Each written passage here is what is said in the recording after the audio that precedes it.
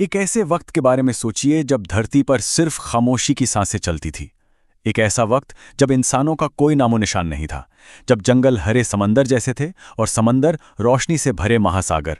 उस दौर में जिंदगी हर जगह थी, आज़ाद, जंगली और बहुत पुरानी।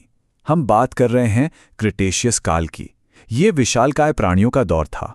इतने बड़े, इतने शानदार जीव कि मानो उन्हें किसी देवता ने अपने हाथों से गढ़ा हो।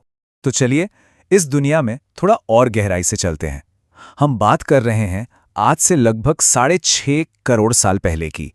एक ऐसी दुनिया जो अपने क्रूर संतुलन में कह सकते हैं कि एकदम परफेक्ट थी। जमीन पर ट्राइसेराटॉप्स जैसे बड़े बड़े शाकाहारी जीवों के झुंड उन जंगलों में शांति से घूमते थे, जो पूरे के पूरे महाद्वीपों पर फैले हुए थे।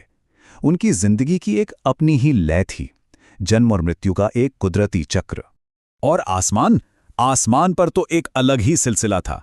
वहां विशाल टेरोसॉर्स का राज था, जिनके पंख आज के छोटे हवाई जहाजों जितने बड़े थे।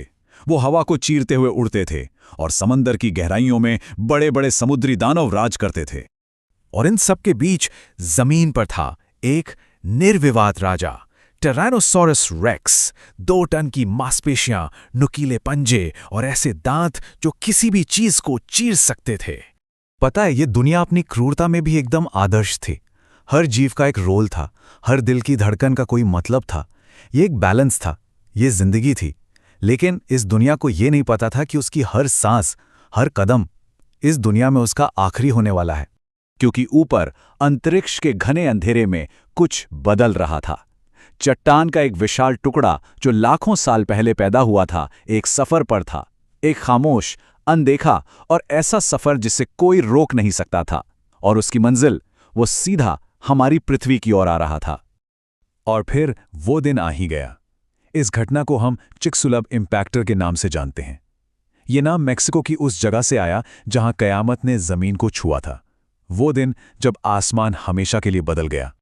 लाखों किलोमीटर का सफर, फिर पृथ्वी की ग्रेविटी और उसकी रफ्तार बढ़ती चली गई।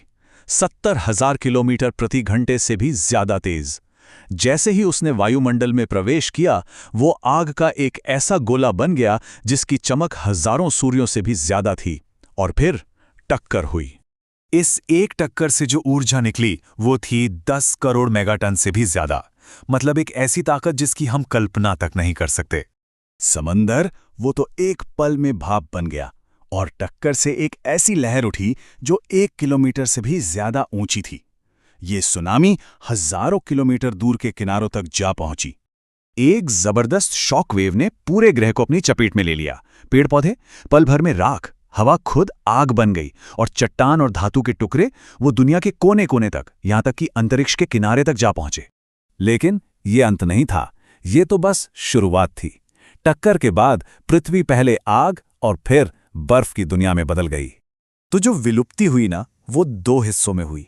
पहले तो टक्कर से फेंकी गई गर्म चट्टानें आसमान से बरसने लगी, जिसने पूरी पृथ्वी को एक भट्टी जैसा बना दिया। और फिर धूल और राख ने सूरज को पूरी तरह से ढक लिया, जिससे एक लंबा और जानलेवा इम्पैक्ट विंटर शुरू हो गया। ये चार्ट देखिए, ये दिखाता है कि तापमान में कितना जबरदस्त बदलाव आया। सतह का तापमान पहले तो 1000 डिग्री से भी ऊपर चला गया और फिर जब सूरज की रोशनी आनी बंद हो गई तो ये जमा देने वाली ठंड में बदल गया। अब सूरज की रोशनी नहीं तो फोटोसिंथेसिस नहीं, पौधे मरने लगे, शाकाहारी जीवों के पास खाने को कुछ नहीं बचा। और जब वो खत्म हुए तो मांसाहारी भी एक एक करके खत्म होने लगे। ये एक धीमा और बहुत ही बेरहम अंत था। भूख और ठंड ने उन्हें घुटनों पर ला दिया था। पर इस तबाही और मौत के मंजर के बीच एक नई कहानी जन्म ले रही थी। राख से एक नई दुनिया खड़ी हो रही थी। तो सबसे बड़ा सवाल यही उठता है, क्या ये सब कुछ का अंत था? क्या उस एक टक्कर ने पृथ्वी पर जिंदगी को हमेशा हमेशा के लिए मिटा दिया था? जवाब है नहीं।